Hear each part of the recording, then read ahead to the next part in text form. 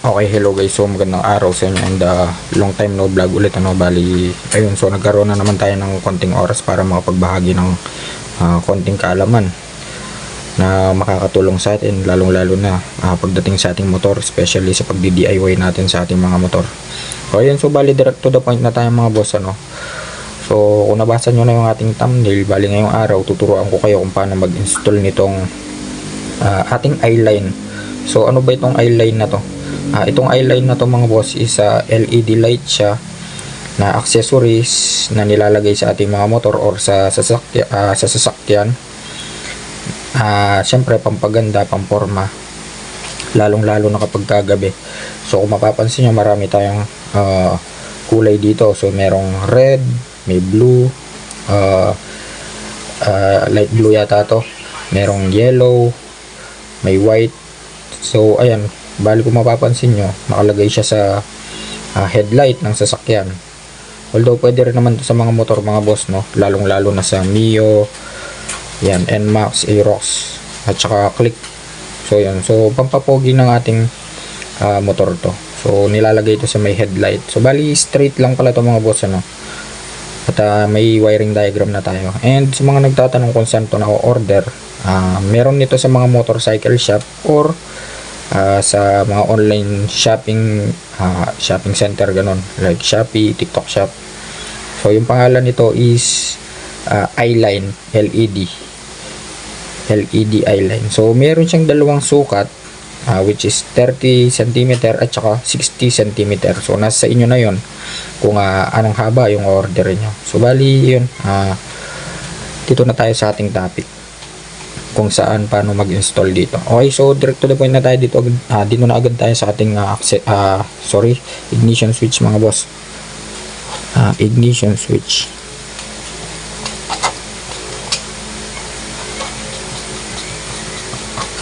Ayan, so sa ignition switch natin mga boss, tulad ng lagi kong tinuturo, may ignition switch na 4 wires katulad ng nasa diagram natin ngayon. And meron tayong ignition switch na 2 wires. So meron pang 6 wires, bali doon lang tayo sa 4 wires at saka sa 2 wires. Pero kahit na 4 wires yan or 2 wires yan, isang wire lang naman yung hahanapin natin yan, which is itong accessories wire. So dito lang, dito kasi tayo magko-connect mga boss. Pero bago yun, syempre turo na rin natin yung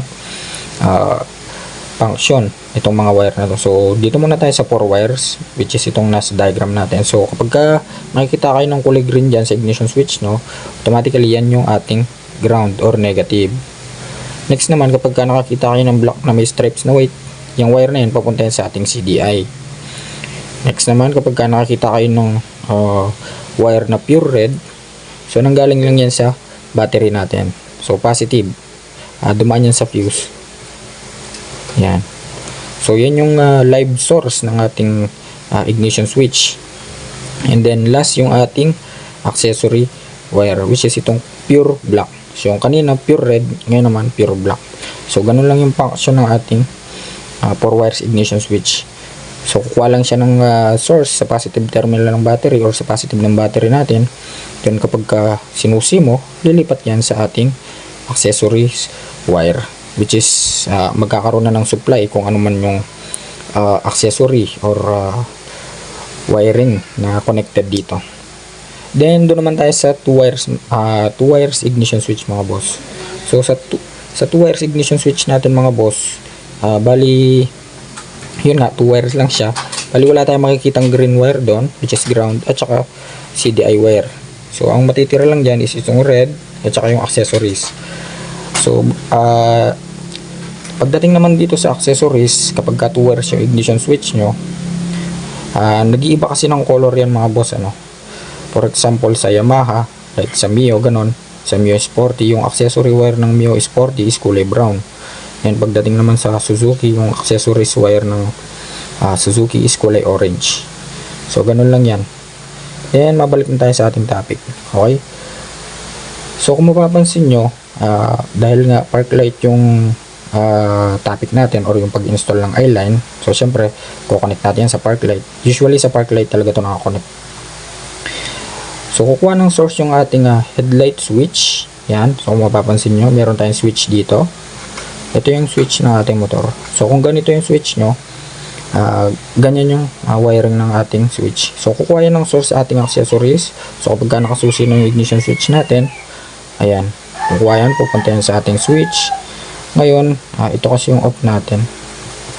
So kapag itong switch na to nakatutok dito sa ating sa white dot, so meaning kasi naka-off yung ating headlight or yung ating park light. So kapag nakatutok naman siya dito sa may dalawang ilaw na to, so yan yung ating park light. So yung iilaw nun is yung park light. Next naman kapag inon mo pa ng isang beses at tumutok siya dito, so yung iilaw is yung headlight. So bali dalawa na yung nakailaw, isang park light at isang headlight. Then sa park light, so kung may park light yung motor nyo mga bossing, hanapin nyo lang yung wire ng park light. Madalas nito katabi to ng headlight or nakaposte to sa may baba. Hanapin nyo lang yung wire na kapag sinwitch nyo yung park light, yun yung iilaw. So yung wire lang na yon. And sa ating eye line, meron lang tong two wires, isang positive at negative. So kapag nakakita kayo ng ganyang symbol or sign mga bossing, automatically yan yung ating ground. At hindi natin nalagyan dito. Ayan. So tulad nga ng sinabi ko, positive at negative lang yung kailangan natin dito sa ating eye line. So sa positive, hinanap natin yung park light. So dito kasi usually mga boss, may ilaw dito, no?